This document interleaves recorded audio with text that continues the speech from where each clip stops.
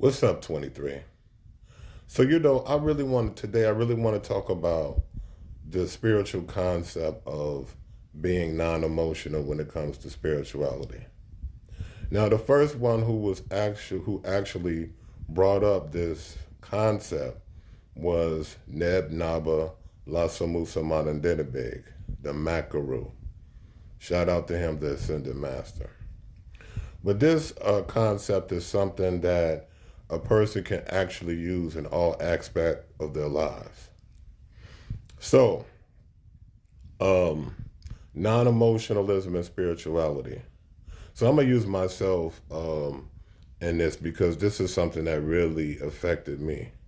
So I grew up Christian, right? And when I got, into my early adulthood, I decided to look into other spiritualities and other beliefs and concepts. One of these concepts was the Vedic Hinduism. So in Vedic Hinduism, if anyone knows about that, there's a trinity of three main gods: Brahma, Vishnu, and Shiva. Lord Shiva was my favorite god because Lord Shiva was the god of destruction. And also Shiva too is also the most popular in India. But Shiva was my favorite god, the god of consciousness and the god of destruction.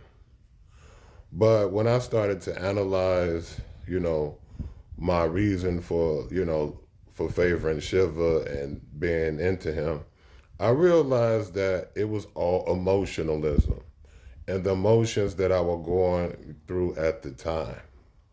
So when they hear concepts of God loves me and God favors me and God woke me up today, are these things emotional or are these things actuality? This is one should really examine. So good getting back to me.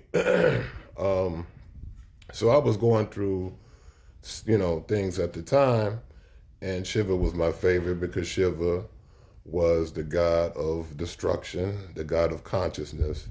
He was rebellious and unconventional. So he correlated with me at the time. But I realized that when studying Shiva and what I learned about him, Shiva really didn't teach anything that was spiritual because consciousness isn't spiritual, or nor destruction is spiritual. So stay tuned to part two.